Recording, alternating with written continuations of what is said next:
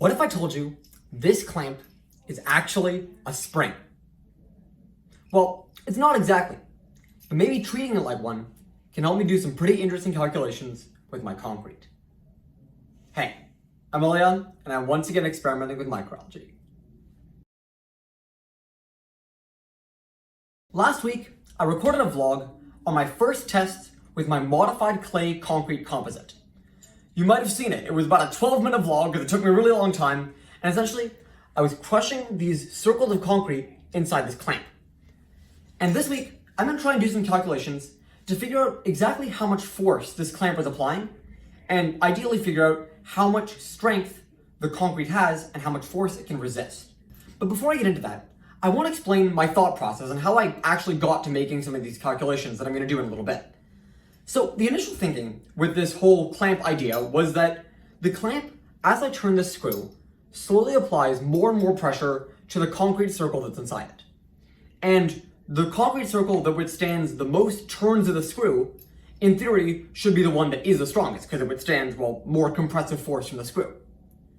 But what does that actually mean? How does turning this screw actually apply force onto this concrete circle? This is a question I was thinking about only a couple hours ago, and it got me thinking about something I learned in my high school physics class. It's about springs. The way a spring works is it's essentially a coiled piece of metal, and as you pull on it, it extends itself. The force stored in the spring, also known as the restoring force, basically how much force it applies when you release the spring, is directly proportional to how much you extend it.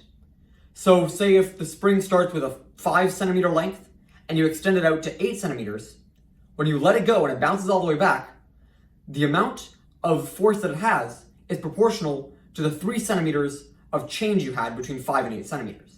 That mathematical relationship of force being proportional to the spring's extension, or the change in length, is known as Hooke's law.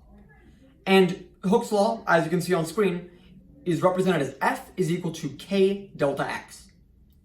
Now, the K is a constant that is specific to each material, so whatever the spring is made of, that is referred to as the spring's stiffness.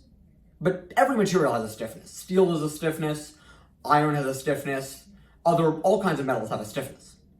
And that stiffness is directly related to how much force is applied when you pull out that spring.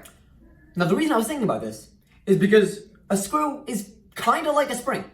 If you look really closely, it's got all kinds of turns in it, and that's what lets us turn this screw. Just like how a spring is coiled a whole bunch of times. So I was thinking, let's say the spring, or in this case the screw, starts with 0.5 centimeters of extension. Starts out at a length of 0.5. And as we turn it, it goes down to say 0.3. So it has a delta of 0.2 centimeters. In that case, it would apply a force down of 0.2 centimeters times whatever its K value is. The K value being specific to the screw's material. Now, if you were to insert your concrete circle inside of this, and because the concrete circle happened to have a width of 0.5 centimeters, and you tried to screw it in, trying to apply more and more turns until it breaks, as you apply turns, that delta increases. So it might go from 0.5 to 0.3 as you're applying those turns. Or at least it's trying to. Except something gets in the way. The concrete. The concrete is providing a resistive force back on the screw, preventing it from increasing its number of turns and hence its force. So you might imagine the amount of force that the concrete can withstand is equal to the amount of force that the screw is applying on it as it's trying to reach that greater delta. What that means is that as you keep turning the screw, you're applying more and more force, and as a result, the concrete that withstands more turns withstands more force and is therefore stronger. In other words, confirming my original theory. Now, when I thought of this, I got super excited. Neurons were firing, things were connecting. So I opened up a spreadsheet and pulled up my raw data. Up here on screen are the different percentages of bentonite clay I added to my concrete, along with how many turns they withstood. Then I pulled out my clamp and I did some quick measurements using this measuring tape, and figured out that this screw has a length of 8 centimeters all the way across here, and in it has 40 turns. So in other words, each turn adds 0.2 centimeters to that delta I was talking about. So for one turn of the screw, if the concrete withstands one turn of the screw rather, it starts off at 0.5, as in that first row, and if I turn it once, it should be going down to 0.3. So the delta becomes 0.2. Now the force the screw is applying on the concrete in that instance is proportional to that 0.2, proportional by the stiffness of this screw. So I had to do a little bit of research, and I figured out this screw is made out of cast iron, which has an elastic modulus shown on screen. That elastic modulus is represented by the letter E, but that's not what the stiffness is. It's slightly different. The stiffness is dependent on the elastic modulus times the ratio of the cross-sectional area to the length of the screw. All those values are shown on screen right now. So I calculated all those out, and I found a K value that is shown on screen as well. So multiplying that by the delta for each of the little concrete circles with different percentages of clay, I was able to figure out how much force is being applied on the concrete by the screw. Now from there, what we're really curious about is the compressive strength of the concrete, or in other words, how much pressure it can withstand. Concrete strength is typically measured in pressure, often pounds per square inch, but also in pascals, which is the standard unit of pressure. So I took the area of these concrete circles, specifically the cross-sectional area, which I found just by measuring the diameter of the circle, and I divided the force by that area. That's what pressure is, force over area, and I got this set of values right here.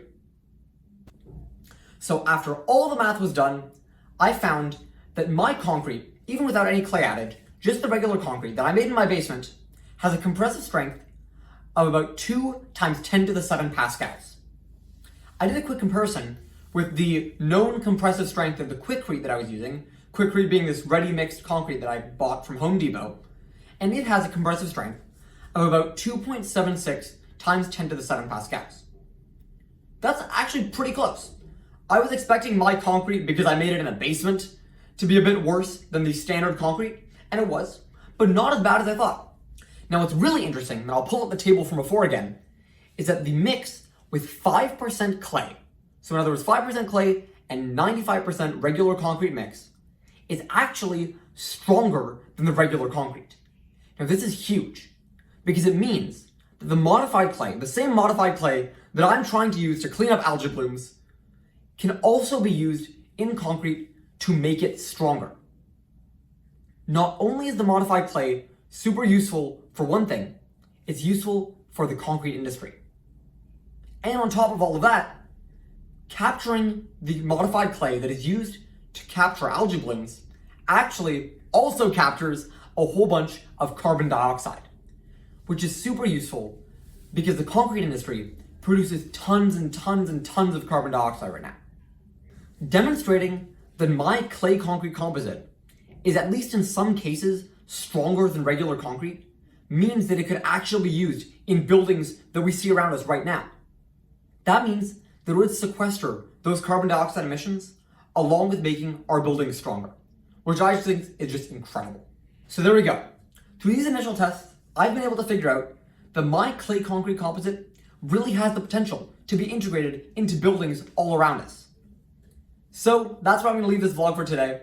Of course, I have lots more tests to do to actually figure out if this is in fact true and if I can repeat these measurements and get the same results. But that's where I'm going to leave it for now. If you want to stay updated on this project, especially seeing the algae part, which I'm hoping to come to next week, make sure to follow on LinkedIn, subscribe on YouTube, and as always, I'll see you in the next one.